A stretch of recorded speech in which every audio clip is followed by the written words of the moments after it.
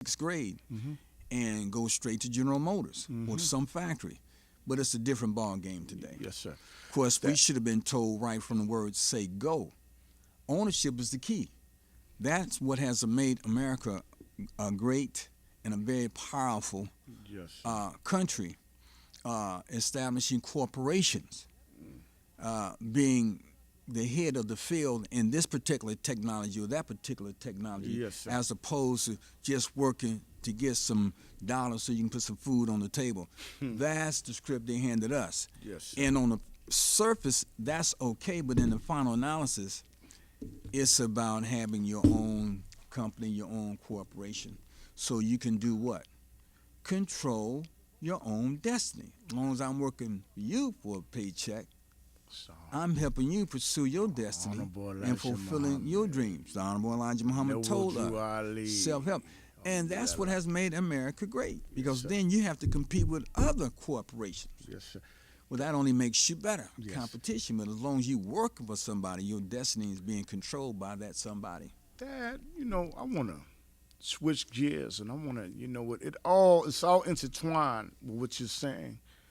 You live in a town, Chicago, Mm-hmm. where you have Reverend Jesse Jackson, you have Minister Farrakhan, which I really have a great deal of respect for. Same here. Okay, and Obama.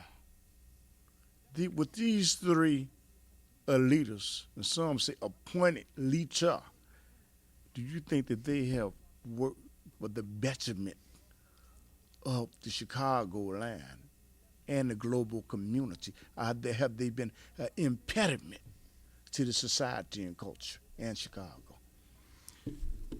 Reverend Jackson has been the You got poster a picture of the child. congressman up there, but go ahead. Reverend Jackson has been the poster child and an advocate for the least of these. You need a spokesperson, and he fits that bill perfectly because he's articulate. He has his hand on the pulse of the masses.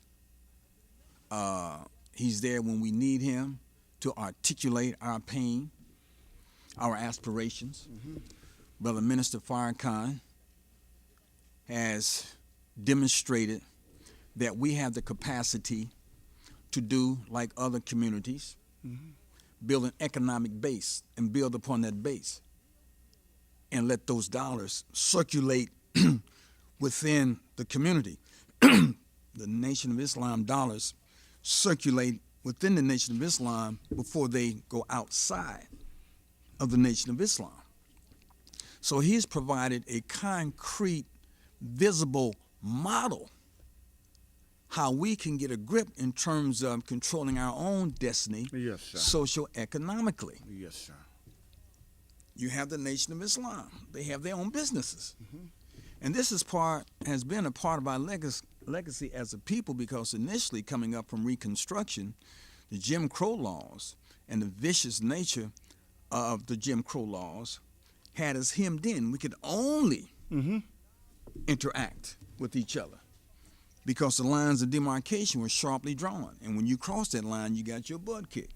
Chicago is still today one of the most segregated cities in the U.S. of A, even to this day. So we had to turn to each other. Black Wall Street is a case in point again. The brothers turned to each other because parameters, Jim Crow. But when they got tired of it, they burnt it down, from what I understand. Well, because they wanted some of the gravy. Yes. And They wanted some of the gravy. And we said, well, we wanted to be like everybody else, have freedom of movement, but y'all hemmed us in along racial lines. So we turned to each other, and we have eked out some prosperity, yes, and we are self-sustaining, yes, and they didn't like that. yes.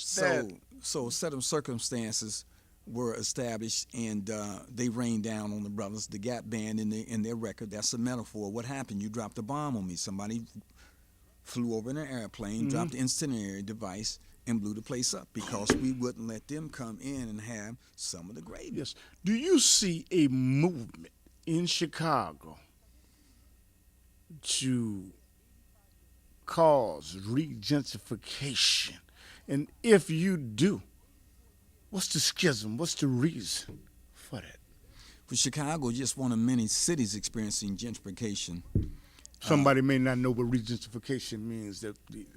Well, we don't want to get hung up in semantics. Yeah, Back in the 60s, it was called urban renewal, which translated, as far as we're concerned, Negro removal. Because that's exactly what they did. So it's the same soup in a different bowl. What is the reason? I'm gonna use anti-Semitism, which means racism at a high degree. What is the reason? Why would a set of people have that type of mindset to want to oppress or set some other people in another location like they on an Indian reservation? Why? What's the reason?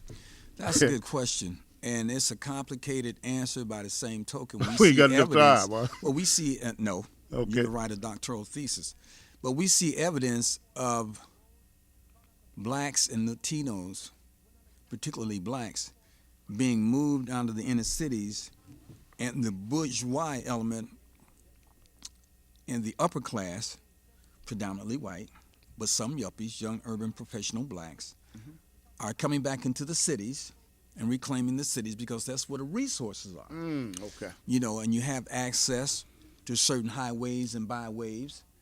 And as I said, that is the infrastructure. I mean, that's where your government is. That's where the resources, the fire department, the police department, so they're coming back reclaiming the city. We saw that whole piece happen in the 60s. So history doesn't repeat itself. We repeat history. And we see this happening throughout urban America.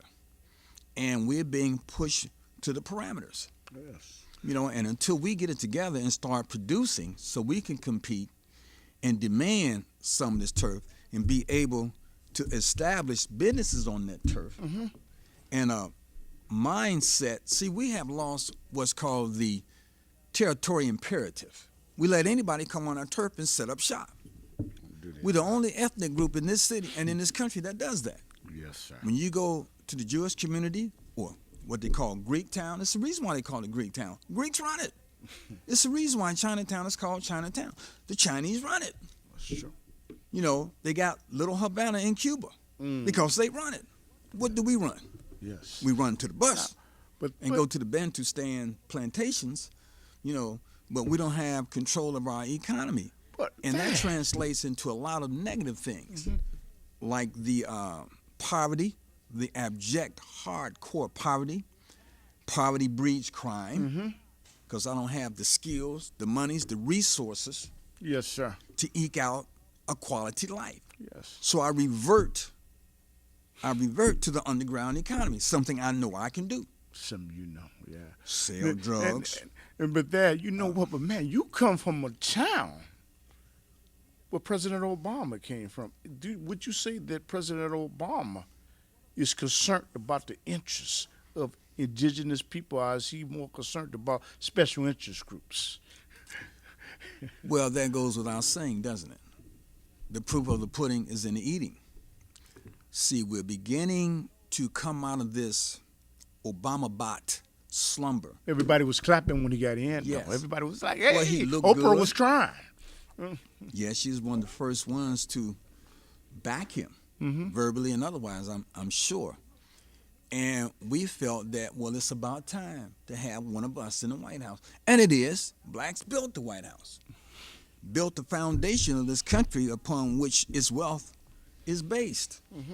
So here at long last, and we drank the Kool-Aid.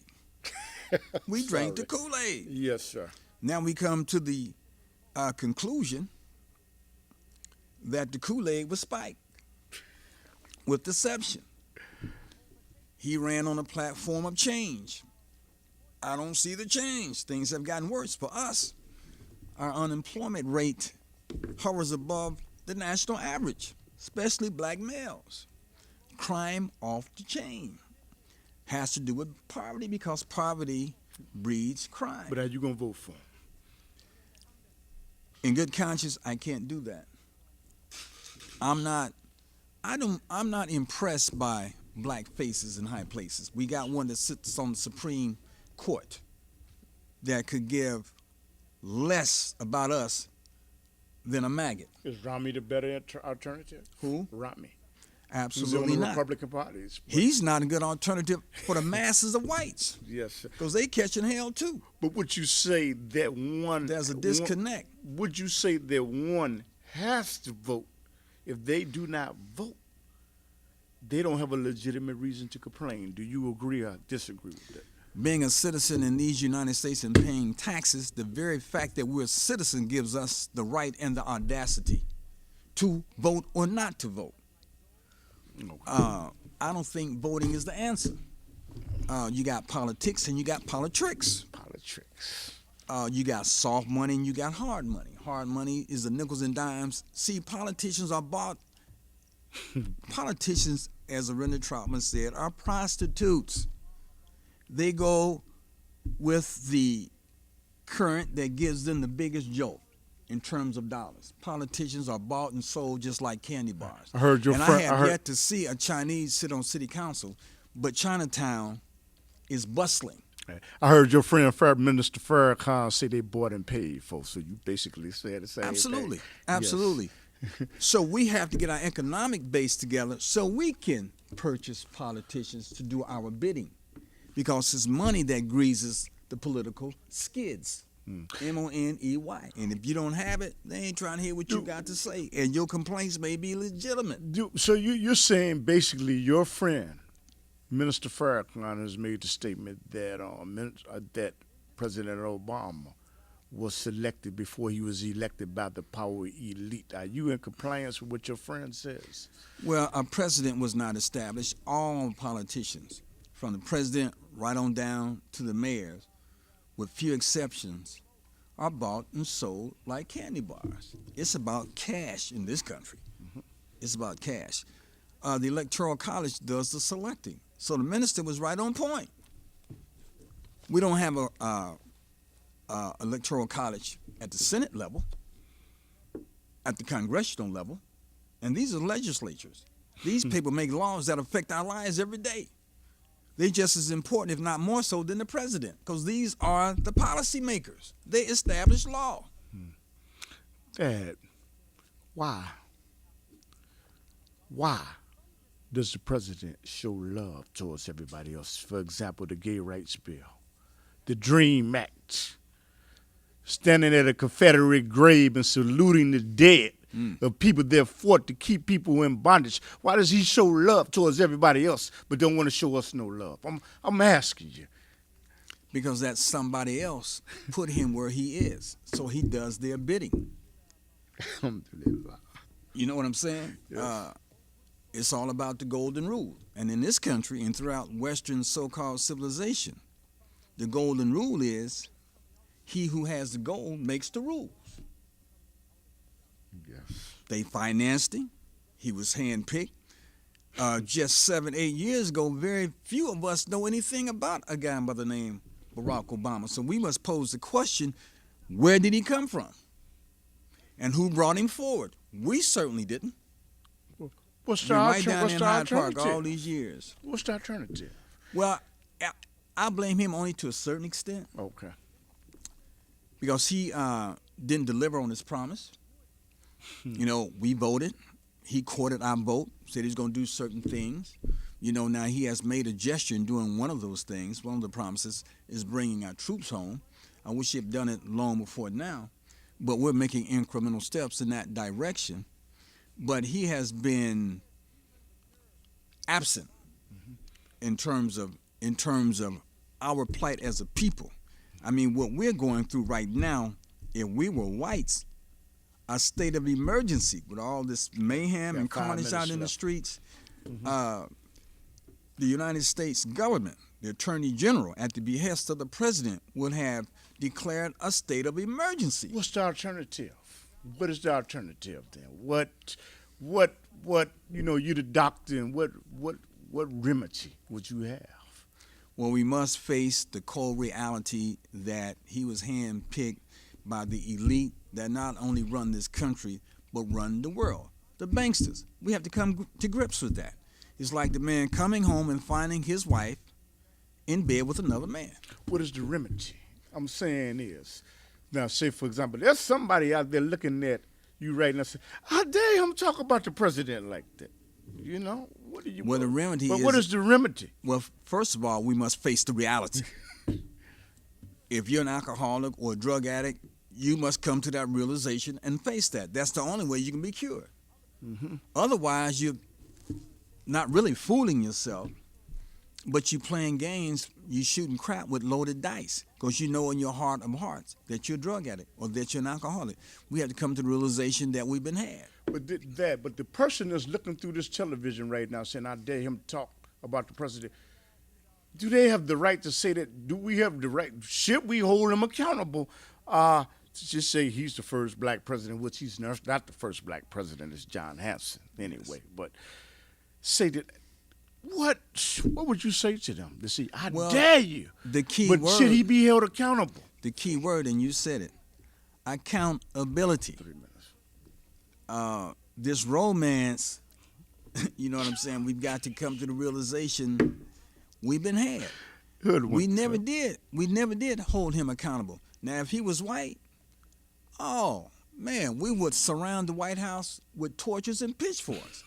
But because he looks like us, but we got to stop being impressed with black faces in high places because all my skin folks ain't my kin folks. I'm sorry, you had black slave catchers. We got 2 minutes left, and you know what? There's something specific that you want to say, and I'm gonna give you that time. Please, I'm sorry.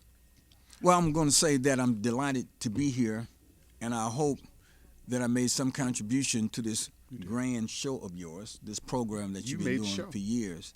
And I say to my people, everything that I have said, I said from the bottom of my heart with love tempered with some common sense. And that's what we got to use, some common sense in analyzing our situation and come to the realization that together we stick, divided we're stuck.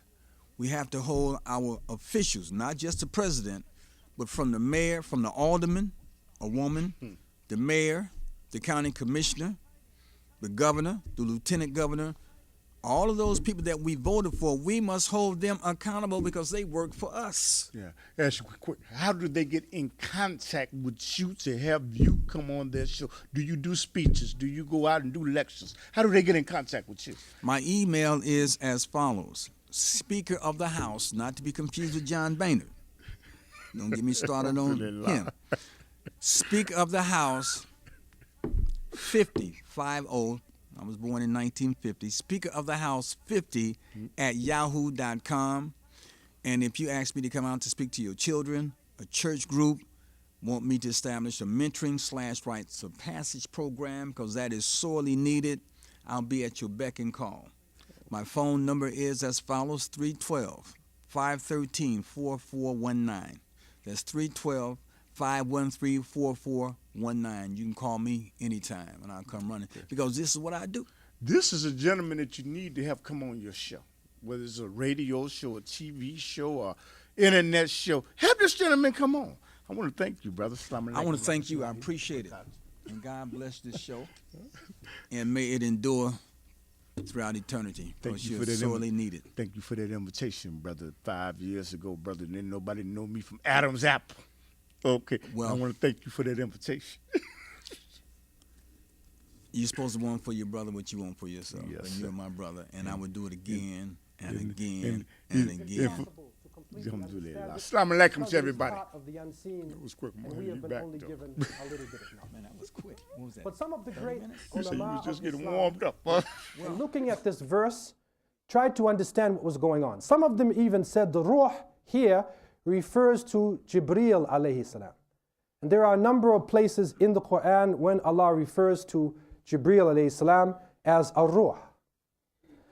But the position taken by the majority of the scholars, which is the strongest position, is that it is a ruh al-adami. It is the human spirit. It is the human soul. And Ibn Taymiyyah, rahimahullah, Shaykh al-Islam, one of the great scholars within our history, described the ruh. He went over the sources and he gave us an abbreviated description of the ruh. And he said, this soul is a body of light, jismun nurani. It is a body of light, which is very delicate. And it is unlike the earthly bodies that are made up of materials. It moves through your body like water in a flour, or like oil that goes through olives, or like fire in coal. So it moves through your body. Like as your blood is moving through, your soul moves all throughout your body. And it is that force which gives you a sense of movement, a sense of life, and a sense of your will. And as long as the soul, as long as the body can benefit the soul and give it a place that it can move in freely, then the soul stays within the body.